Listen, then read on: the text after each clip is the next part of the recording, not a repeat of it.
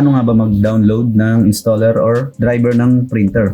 Halimbawa, ang binili nyo ay MG2570S na model. Ganito lang mag-download po. Punta lang kayo sa Google Chrome.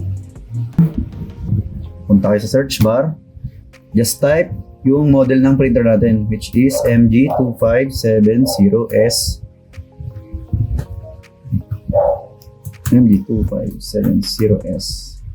Driver. Yan.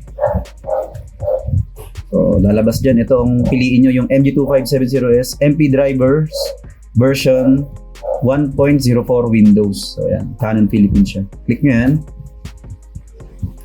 Pagka-click nyo, click nyo yung download. Yan. Pagka-click ng download, dito sa bandang top right side, wait nyo siyang mag-progress. So, after mag-finish yan, then na siya mag-download. Click nyo yan.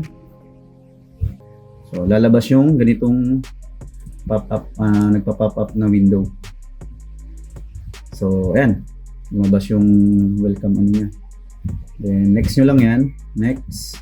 Tapos dito, set nyo sa Asia. Click nyo yung Asia. Then, next.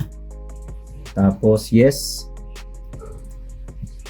Wait yung full yung download.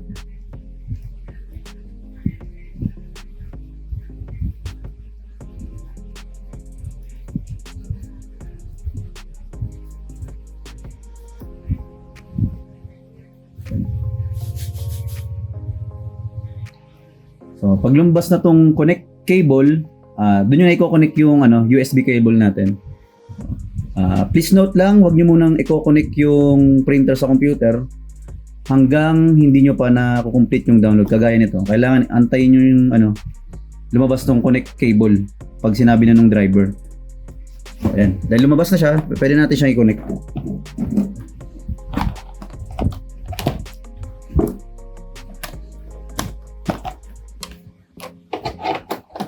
Ayan. Yan. Once ma-connect natin, antayin natin yan. Nag-installation na siya. Nag-register na yung scanner ng driver. Ayun. Ganun lang kadali. Once ma-connect, ayan, complete na. Pagka-complete yun, ready to print na.